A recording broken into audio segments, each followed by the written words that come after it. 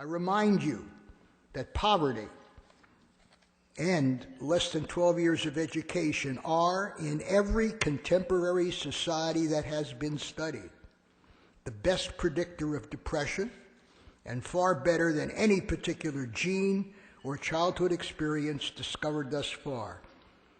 In the February issue of the Archives, some investigators reported that on a large representative sample of Americans, the best predictors of a mental illness were violence and abuse, substance abuse in the family, when that patient was a child.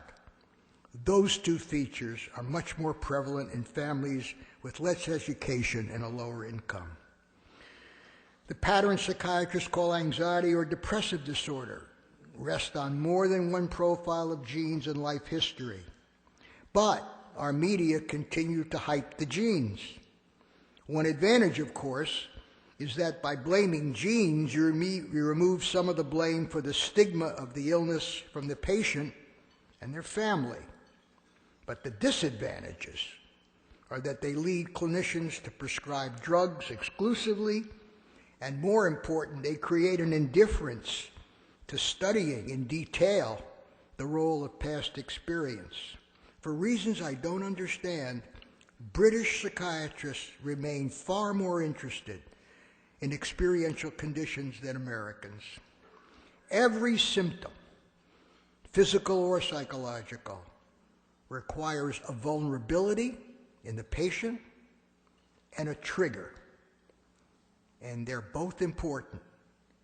Here's the problem. The biologists study the vulnerabilities because they're easy to study, they're materialistic, and you can get research support. Psychologists and sociologists study the triggers. The triggers are usually not biological. The research methods are cruder, and they don't get support. So we're not studying half the problem, and that is a very serious sociological problem that we face. Both the vulnerabilities and the triggers can originate in genes, prenatal events, illnesses, or a variety of experiences that the person interprets, not the experience, in some idiosyncratic way. Now, a few words on temperament. A temperament is one form of vulnerability, but it only leads to a symptom if a trigger occurs later in life. That is, the temperament is only an initial predisposition for some emotions and actions. And each temperament can have different origins. Now, I believe, as I've written, that the most frequent origin is in the inherited neurobiology, all those chemicals you read about, norepinephrine, opioids, vasopressin, oxytocin, and so on. They all have receptors.